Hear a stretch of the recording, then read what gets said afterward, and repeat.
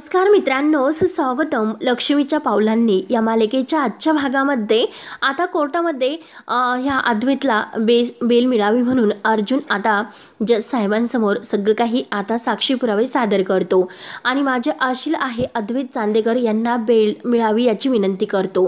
परंतु जे समोर सारडा यांचे वकील आहे तर ते लगेच म्हणतात की ऑब्जेक्शन मिलॉर्ड, जे काही साक्षीला 3 माणसं इथे आणली होती तर त्यांना काहीतरी आमिष पैसे वगैरे देऊन आमिष दाखवून त्यांच्यावर जे काही प्रेशर यांनी टाकले असेल तर त्यांना जबरदस्तीने कोर्टामध्ये हे सगळं बोलावले जाऊ शकते म्हणून ते असं बोलले असतील। मला हे सुद्धा कबूल आहे की ही तिन्ही माणसं जी काही साक्ष देण्यासाठी आली होती तर तिन्ही माणसं ती मोठी आहेत आणि अद्वैत चांदेकर यांच्याबरोबर पुढे येणाऱ्या प्रत्येक बिझनेसमध्ये यांचा पुढे सुद्धा काहीतरी फायदा होऊ शकतो म्हणून त्यांनी अद्वैत चांदेकरांच्या बाबतीत ही साक्ष दिलेली असावी। आणि तसं बघायला गेलं की ह्या अद्वैत चांदेकरांनी ह्या तिघांच्या विरुद्ध काही असा मोठा फ्रॉड केलेला नाही, परंतु मोठा गवाड मिळाल्यानंतर शेवटी त्याने हात मारलाच। अगोदरच आता स्वामीनाथन जे काही म्हटले होते की अद्वैत चांदेकर हे परफेलिस्ट म्हणजे कदाचित मिस्टर सारडा आहे तर त्यांच्यावर दरोडा घालण्यासाठी, तेव्हा आता अद्वैतवर जे काही आरोप हे वकील करत असतात तर ते बघून अर्जुन म्हणतो की ऑब्जेक्शन मिलॉर्ड साहेब, माझ्या आशीलवरती हे असे आरोप नाही करू शकत। तेव्हा आता जज साहेब हे सारड्यांचे वकील आहे तर त्यांना म्हणतात की हो,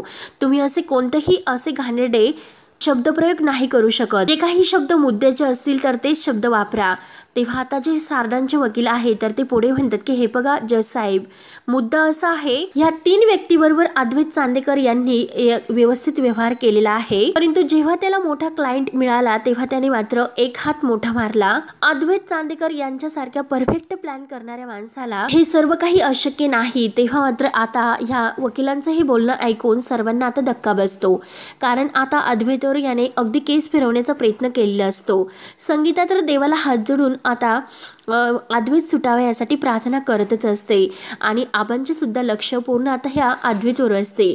सर्वांना एकच प्रकारची काळजी असते की अद्वैतला बेलवर सोडवावं म्हणून। सारडाचे वकील पुढे म्हणतात की मिलॉर्ड साहेब, हे बघा आतापर्यंत ज्या गोष्टी झालेले नाहीत आणि त्या गोष्टी यापुढे होणार नाही, हे होणं शक्यच नाही। आतापर्यंत अद्वैत चांदेकर यांनी फ्रॉड केलेला नाही आणि म्हणून ते पुढे सुद्धा ते हे सर्व करणार नाही असे सुद्धा नाही होऊ शकत। आणि हे बघा, पैसा ही जशी चांगली गोष्ट आहे तशीच ती वाईट सुद्धा गोष्ट आहे आणि भल्या भल्यांना ती टाळते, परंतु हे बघा येथे मात्र ही गोष्ट काही अशक्य नाही। भले सुद्धा या पैशाच्या नादात अडकतात। म्हणजे हे बघा, जेव्हा पोलिसांनी अद्वैत चांदेकर यांच्या ऑफिसवरती धाड टाकली त्यावेळेस मात्र त्यांना त्यांच्या ऑफिसमध्ये या हिऱ्यांचा व्यापार करणाऱ्या देवाणघेवाणाची कोणतीही पावती वगैरे काहीच मिळालेली नाही। म्हणजे याचा अर्थ असा होता की हे सर्व हिरे खोटे आहे म्हणूनच देवाणघेवाणाच्या पावत्या मिळाल्या नाही, कारण त्या पावत्या गायब केलेल्या आहेत आणि ह्याच खोट्या हिऱ्यांचे दागिने बनवून अद्वैत चांदेकर यांनी ते दागिने पुढे सरकवले। तेव्हा लगेच आता जज साहेब हे सर्व ऐकून म्हणतात की हे बघा, अद्वैत चांदेकर यांनी हा फ्रॉड केलेला नाही, याचे कोणतेही पुरावे अद्यापर्यंत माझ्याकडे नाही आणि या ठोस पुराव्यांच्या अभावी त्यांना बेल मिळावी हे सुद्धा मला नाही वाटत। आणि जर अशा पद्धतीचा माणूस हा समाजात वावरत असेल तेव्हा तो माणूस कुणाची सुद्धा फसवणूक करू शकतो, त्यावर आता म्हणजे आपण विश्वास नाही ठेवू शकत। आता ही जज साहेबांचे बोलणे ऐकून सर्वांना एक प्रकारचा खूप मोठा धक्का बसला जातो। तेव्हा अर्जुन आता फक्त बघत उभा असतो। जज साहेब पुढे म्हणतात की एक जरी तुमच्याकडे ठोस पुरावा असता तर मी पुढे सुद्धा ते कबूल केलं असतं। जज साहेबांचे हे बोलणे ऐकून सर्वांना एक प्रकारचा धक्का तर बसतो, परंतु राहुल आणि रोहिणी यांचा चेहरा आता खुललेले असतात। त्यांना असे वाटते की आता अद्वैत नाही सुटू शकत। तेव्हा ते तिघेही एकमेकांकडे बघून हसतात आणि त्याच वेळेस तेथे कला येते आणि कला ही थांबा असे जेव्हा म्हणते तेव्हा वळून सर्वजण कलाकडे बघत असतात।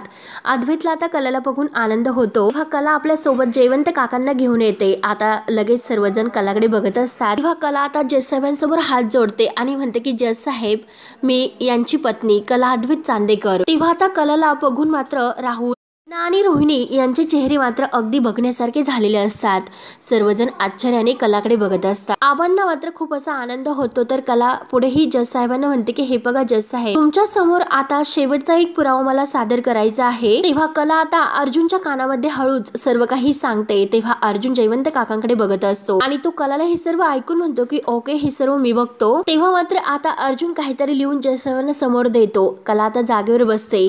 तेव्हा अर्जुन पुढे म्हणतो की हे बघा, बघा जज साहेब ज्या वेंडरकडून हे जे काही हिरे आहे तर ते पास झाले आणि जेव्हा त्या वेंडर म्हणजे तो काही बिल्डर होता तर त्याच्या कारखान्यात हे जे काही काका आहे तर ते काम करत होते तर त्यांचं नाव आहे जयवंत काका आणि त्यांना मी विटनेस बॉक्स मध्ये बोलवण्याची परवानगी मागतो। तेव्हा आता जयवंत काका यांना विटनेस बॉक्स मध्ये बोलवणे जाते तर आता रोहिणी राहुल आणि नैना हे विचारतच पडतात की नक्की काय असा ह्या कलाने ठोस पुरावा आणला असेल।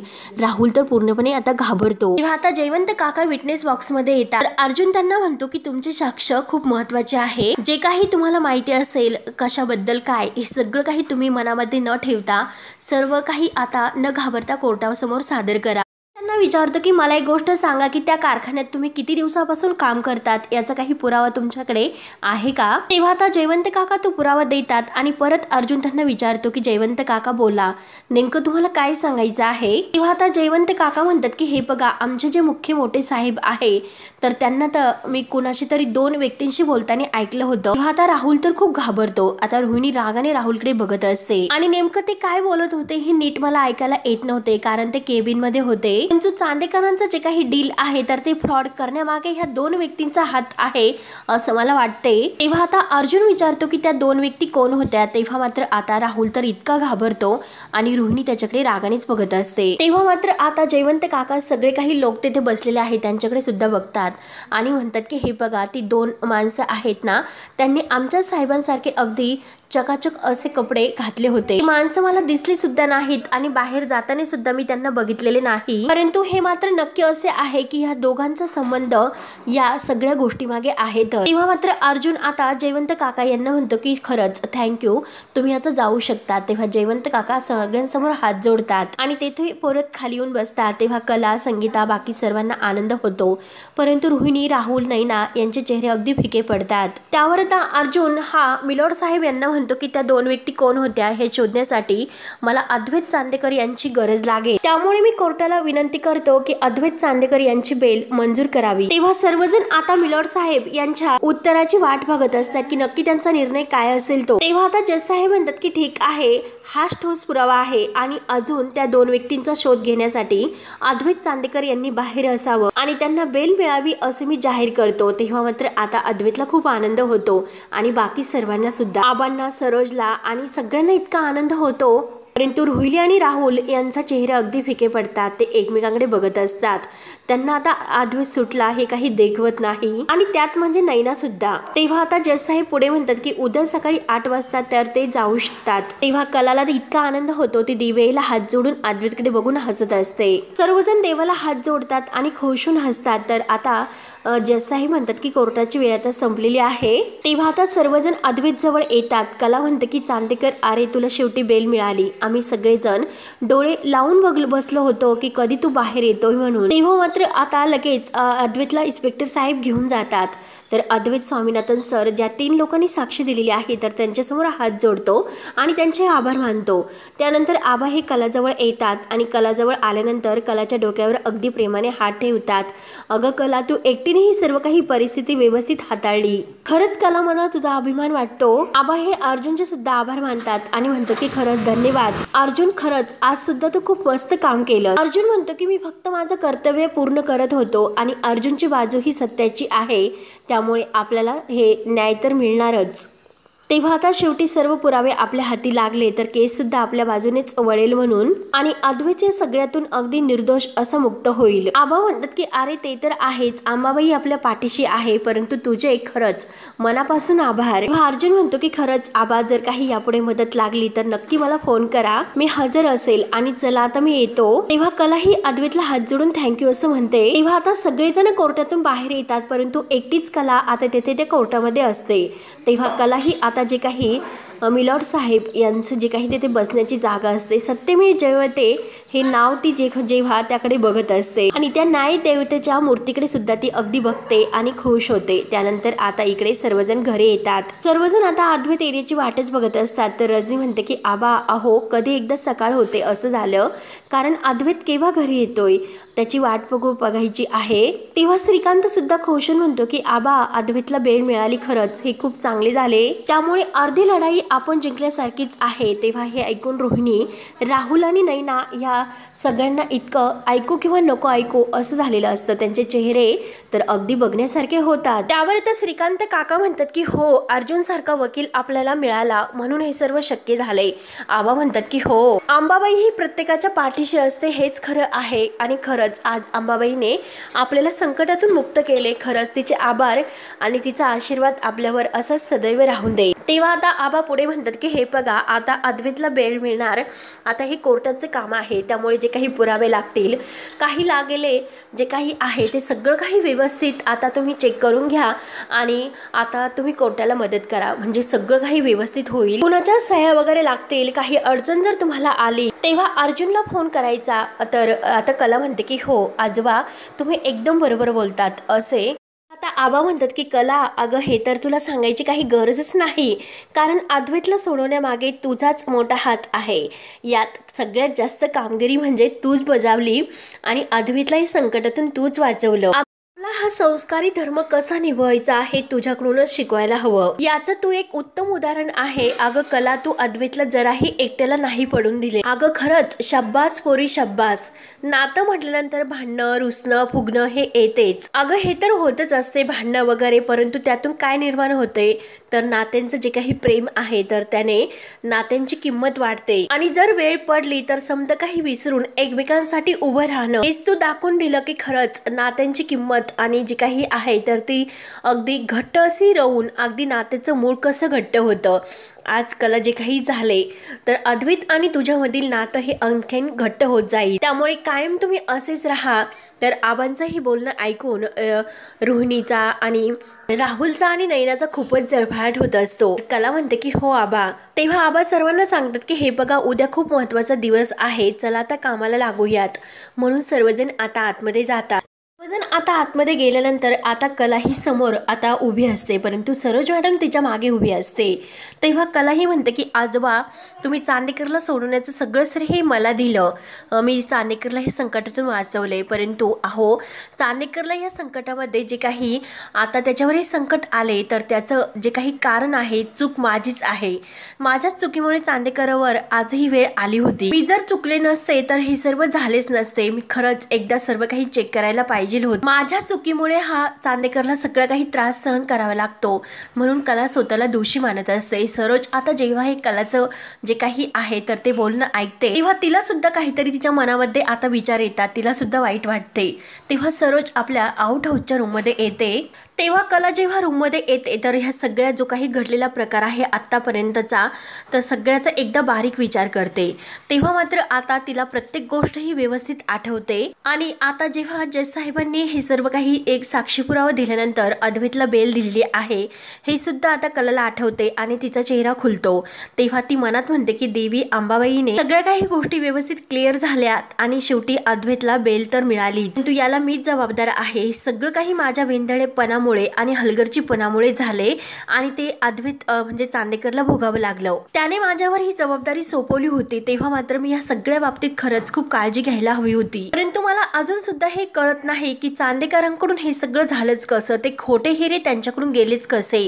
चांदेकर कधीही असं वागणार नाही, कधीच तो खोटं वागणार नाही, खोटे हिरे तो देणार नाही, परंतु खोटे हिरे नक्की हे कोणी दिले असेल या सर्वाचा आता कला बारीक विचार करते. त्यानंतर आता विचार करता करता ती तेथेच खुर्चीवर तशीच झोपी जाते. त्यानंतर दुसऱ्या दिवशी सकाळ होते. अद्वैतला बेल मिळते आणि तो घरी आलेला असतो. तेव्हा घरातील सर्वजण तेथे हजरच असतात. तर अद्वैत आता विचार करता करता असा एरिया झऱ्या मारत असतो आणि तेवढ्यात आबा बाहेर येतात. तर आबा हे अद्वैतला विचारतात की अद्वैत, अरे कुणाची वाट बघतोय. तेव्हा आता रजनी सुद्धा बाहेर आलेली असते. तेव्हा अद्वैत म्हणतो की आबा, मी तुम्हाला सांगतो, प्लीज तुम्ही बसा खाली. तेव्हा आता आबा खाली बसतात. अद्वैत कला येण्याचीच वाट बघत असतो. तो आबांना सगळ्यांना खाली बसायला सांगतो आणि तेवढ्यात जेव्हा कला आत येते तेव्हा सोहम, अनामिका आणि अद्वैत यांचे सगळ्यांचे चेहरे खुलतात, रजनीचा सुद्धा, आबांचा सुद्धा. तेव्हा कला येते, अद्वैतकडे एकटक बघत असते. अद्वैत सारखा कलाकडे बघून हसतो. तेव्हा अद्वैत खुशून म्हणतो की बरं झालं कला तू आलीस, मला ऍक्च्युली तुला काहीतरी सांगायचं आहे. तेव्हा कला खुशून म्हणते की बोल ना चांदेकर. तेव्हा अद्वैत म्हणतो की थांब एक सेकंद. तेव्हा अद्वैत आता गुडघ्यावर खाली बसतो आणि तो कलाकडे एकटक बघत म्हणतो की मला तुला थँक्यू म्हणायचं आहे. तेव्हा मात्र आता कला हे ऐकून ऐकून अगदी खुश होते आणि अद्वैतकडे बघत असते। तेव्हा आता अद्वैत म्हणतो की हे बघ अगं खरे तू माझ्यासाठी जे काही केलंस ना त्यासाठी अगदी मनापासून थँक्यू। तेव्हा आता कलाचा चेहरा तर लगेच खुलतो, कला खूप खुश होते। परंतु राहुल, नैना आणि जी रोहिणी आहे तर त्यांना हे सर्व बघून इतकं राग आलेला असतो, त्यांना हे सगळे या दोघांमध्ये होऊ नये असे वाटत असते।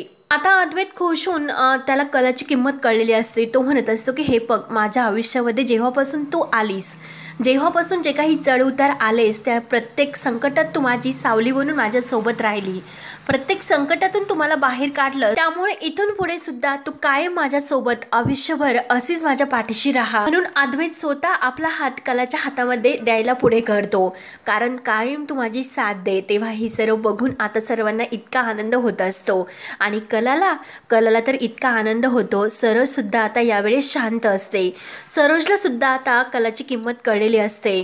अद्वैत आता कलासमोर हात धरतो आणि म्हणतो की देशील तुम्हाला कायम आयुष्यभर अशी साथ। कला ही अद्वैतकडे खुश होऊन बघत असते, या क्षणाची ज्या दिवसापासून ती वाट बघत होती, कारण तो क्षण आता आलेला असतो। अद्वैत स्वतःहून आपला हात कलासमोर धरतो। आता हे सर्व बघून अनामिका आणि सोहम तर एकमेकांकडे बघून हसतात, इतका आनंद आता सगळ्यांना होतो आणि नैना आणि रोहिणी आणि राहुल यांचे चेहरे अगदी बघण्यासारखे होतात। तेव्हा कला सुद्धा खुश होत अद्वैतच्या हातामध्ये हात देते आणि खुश होत कला आता अद्वैतच्या हातामध्ये जेव्हा हात देते तेव्हा सर्वांना इतका आनंद होतो, सगळेजण आता टाळ्या वाजवतात। अगदी आनंदाचा जो क्षण आहे तो सगळेजण एकत्र सेलिब्रेट करतात।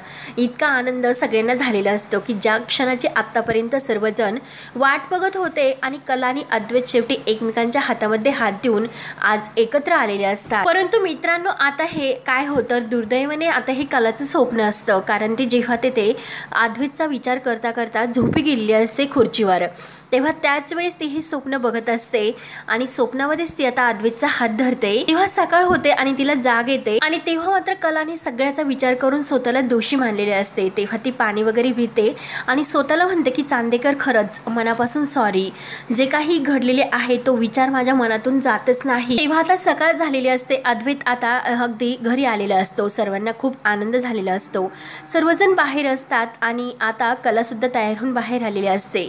तर आबा आता सर्वांसमोर म्हणतात की अद्वैता अरे तुझं नशीब खरंच खूप थोर आहे, स्त्री शक्तीचा एक खंबीर पाठिंबा असा तुला आहे। अरे अंबाबाई तर तुझ्या पाठीशी आहे, परंतु तुझी आई सरोज आणि तुझी बायको कला ह्या दोघी सुद्धा तुला सोडवण्यासाठी खूप प्रयत्न करत होत्या। अरे अर्जुन जेव्हा तुझी केस सोडवण्यासाठी आला होता आणि हे बघ अरे जेव्हा तुला पोलीस घेऊन गेले तेव्हा मात्र आमची काय अवस्था झाली होती, आमचे हातपाय अगदी गळून गेले होते, कोणतीही हालचाल आम्हाला करता येत नव्हती, आम्हाला काय करू आणि काही नाही असे कळेनासे होत होते। परंतु ह्या दोघी मात्र अगदी खंबीरपणे उभ्या राहिलात। पुढे काय करायचे, अद्वैतला या संकटातून बाहेर कसे काढायचे, कसं त्याला सोडवायचं, कुणाशी संपर्क करावा लागेल, सगळ्याचा विचार तेव्हा त्यांनी केला आणि या संकटातून शेवटी तुला बाहेर काढलंच। तेव्हा आता हे ऐकून अद्वैतला खूप छान वाटत असतं, तो सरोज आणि कला या दोघींकडे बघत असतो।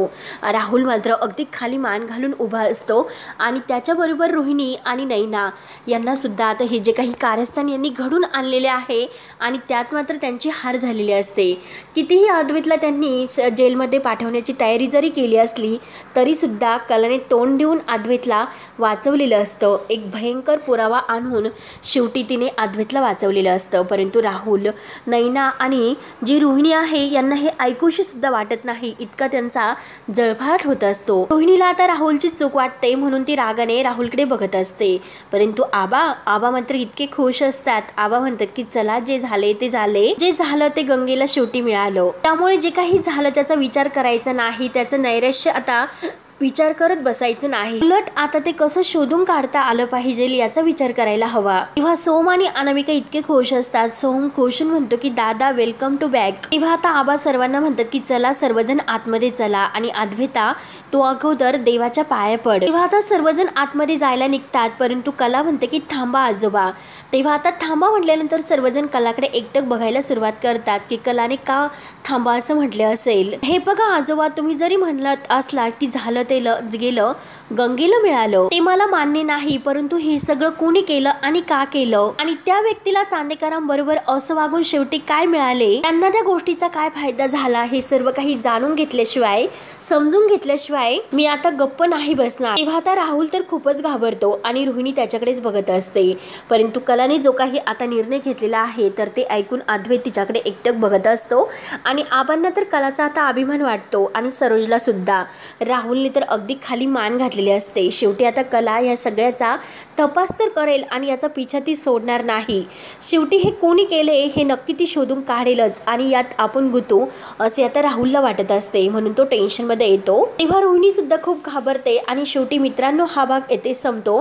पुढील भागामध्ये कला आणि अद्वैत एकमेकांच्या समोर आलेले असतात. अद्वैत आता फ्रेश होतो आणि फ्रेश होऊन तो कलासमोर येतो तर कला एकटक त्याच्याकडे बघत असते. कला आता मनात त्याच्याकडे बघत विचार करते की वेंधळेपणा जो काही मी केला तर त्याबद्दल जी काही चूक मी करून ठेवली तर याला मी सॉरी म्हणून आणि तो जर मला माफ करेल का, परंतु जे काही मी त्याला सॉरी म्हटले तर तो आणखीन हरभऱ्याच्या झाडावर चढू शकतो. अद्वैत सुद्धा आता तोच विचार करतो की जर हिच्यामुळे आज मी बेलवर सुटलो आणि मी जर हिला थँक्यू म्हटलो तर ही अति आगाऊ तर आणखीनच झाडावर चढेल. म्हणून आता कला विचारते की काय रे कसला विचार करतोस. तेव्हा अद्वैत म्हणतो की काय तू कसला विचार करतेस. कला म्हणते की तू बोल तर अद्वैत म्हणतो की नाही तू बोल. तेव्हा आता कला म्हणते की हे बघ मी तुला सॉरी नाही म्हणणार. तेव्हा आता अद्वैत सुद्धा आता कलासारखं आपलं एक बोट वर करतो आणि म्हणतो की मी सुद्धा तुला थँक्यू नाही म्हणणार. तेव्हा कला म्हणते की मी सॉरी आणि तू थँक्यू. तेव्हा आता अद्वैत म्हणतो की नाही मी थँक्यू तू सॉरी. तेव्हा आता कला म्हणते की नाही तू थँक्यू मी सॉरी. असं त्यांच्यामध्ये आता तो म्हणजे भांडण सुरू होतं. दोघं आता एकमेकांना अगदी बोटाच्या इशाऱ्यावर हे सर्व बोलत असतात आणि त्याच वेळेस आता जो काही कपडे धुणारा लॉन्ड्रीवाला आहे तर तो कपडे घेऊन जात असतो. त्या गाठोड्यातून मात्र राहुलच्या खिशातून जे काही आता ते रिसीट आहे ते हिऱ्यांचं तर ते खाली पडते आणि कला आणि जे काही अद्वैत आहे तर यांचं जे काही भांडण आणि बोलणं झाल्यानंतर कलाही तेथे येत असते. तेव्हा कला आता ते रिसीट उचलते, परंतु इकडे राहुलच्या लक्षात येते. राहुल आता विचार करतो की ते जे काही पण ते हिरे खरेदी केलेले आहे आणि ते खोटं जे रिसीट आहे खोट्या हिऱ्यांचं तर ते आपल्या खिशात होते आणि त्याच्या लक्षात आल्यानंतर तो धावतच येतो, कारण आत्ताच कपडे आपण दिलेले आहे आणि त्या कपड्यात ते रिसीट गेलेले आहेत म्हणून तो अगदी धावतच यायला निघतो. परंतु त्याच्या अगोदर कलाने ते रिसीट उचललेलं असतं आणि कला ते रिसीट वाचत असते. तेव्हा आता जी काही ती हिऱ्यांची पावती आहे तर ती राहुलकडे कशी, ही पावती तर तेथे आपण ऑफिसमध्ये अगदी चेक केली, कोणत्याही फाईलला ती पावती नव्हती. मग आता ती घरी राहुलच्या खिशात का आली असेल आणि राहुल का इतका घाबरत ती पावती नेण्यासाठी पळत आला असेल. आता एक मोठा क्ल्यू मात्र आता कलाला मिळतो आणि या सगळ्यामध्ये राहुल आहे हे कलाला समजते. तेव्हा मित्रांनो आता पुढे काय काय होते कसे होते हे बघण्यासाठी आपल्या चॅनलला नक्की तुम्ही सबस्क्राईब करत राहा. धन्यवाद.